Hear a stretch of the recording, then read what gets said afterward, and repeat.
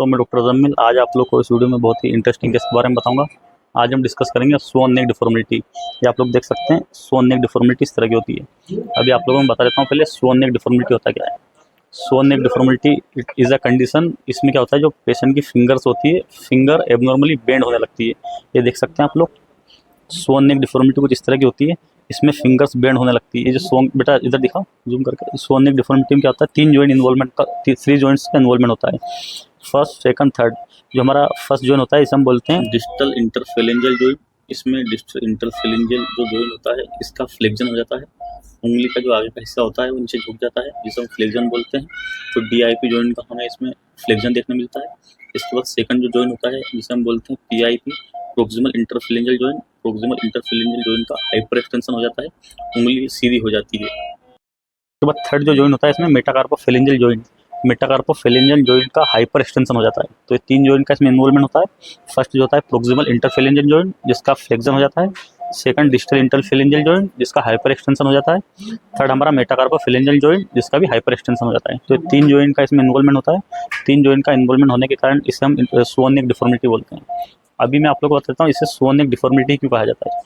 इसे हम स्वान नेक डिफॉर्मिटी इसलिए बोलते हैं क्योंकि स्वान का मतलब होता है हंस, इंग्लिश में हम स्वान बोलते हैं। तो हंस की जो गर्दन होती है इस तरह से टेढ़ी होती है वो।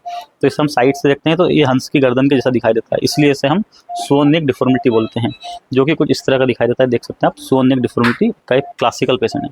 अगर बात करें स्वान नेक डिफॉर्मिटी के कॉजेस क्या क्या है दोस्तों, स्वान नेक डिफॉर्मिटी का अगर कॉजेस की बात करें तो फर्स्ट जो इसका कॉज होता है वो होता है मेलेट फिंगर या फिर बेसबॉल इंजरी।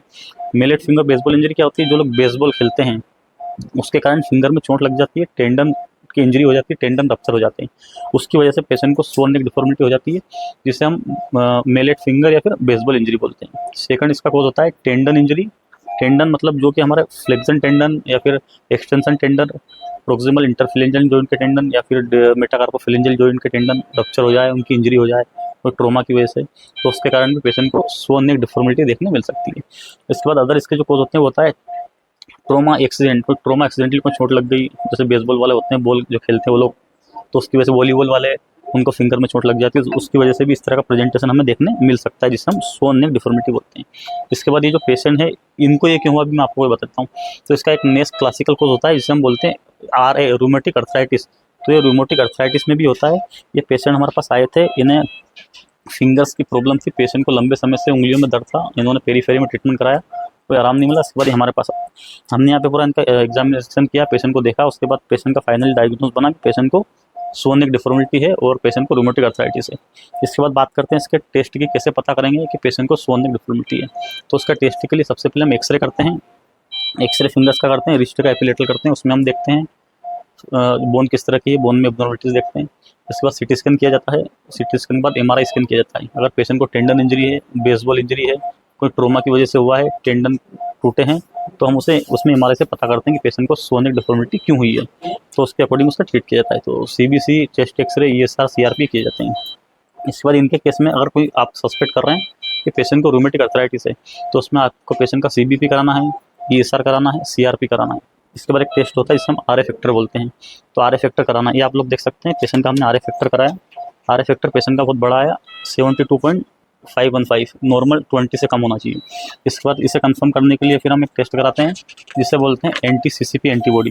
तो पेशेंट का एंटी-CCP एंटीबॉडी भी आप लोग देख सकते हैं, नेगेटिव होता है लेस देन 25 और पॉजिटिव होता है मोर देन 25। तो पेशेंट का एंटी-CCP एंटीबॉडी 101 आया, 101 आया, तो पेशेंट का यहाँ से डायग्नोस हमारा कंफर्म हुआ कि पेशेंट को रूमेटिक अर्थराइटिस है।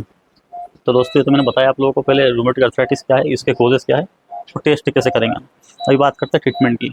अगर पेशेंट की मेलेट फिंगर है, बेसबॉल इंजरी की वजह से हुई है, तो उसमें हम ट्रीटमेंट में उसका सर्जरी करते हैं और सर्जरी से उसको रिपेयर करते हैं। अगर पेशेंट को ट्रोमा की वजह से हुआ है, टेंडन इंजरी है या टेंडन रप्चर है, तो टेंडन को रिपेयर किया जाता है, उससे पेशेंट का जो है कि स्वान नेक डिफॉर्मिटी ठीक हो जाता है। इसके बाद अब बात आती है रूमेटिक अर्थराइटिस में।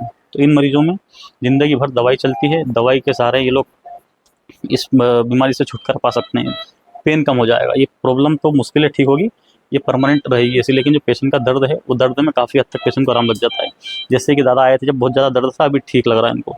दादा भी उंगलियों में दर्द तो नहीं हो रहा ना, आए थे जब दर्द बहुत था। हाँ, तो इस तरह से दोस्तों इसका प्रेजेंटेशन होता है, जिसे हम स्वान नेक डिफॉर्मिटी बोलते हैं। बेटा इधर लेकर, ये आप लोग देख सकते हैं, स्वान नेक डिफॉर्मिटी कुछ इस तरह का दिखाई देता है। तो दोस्तों वीडियो आप लोग को अच्छा लगा हो तो वीडियो को लाइक जरूर करें, चैनल को सब्सक्राइब करना ना भूलें, और ऐसे और वीडियो देखने के लिए मेरे चैनल डॉक्टर जमील को ज़्यादा से ज़्यादा शेयर करें और सब्सक्राइब करें। और नेक्स्ट वीडियो आप लोगों को किस डिश पे चाहिए कमेंट सेक्शन में कमेंट जरूर करें, मैं कोशिश करूँगा उस पर वीडियो लाने की। Thank you.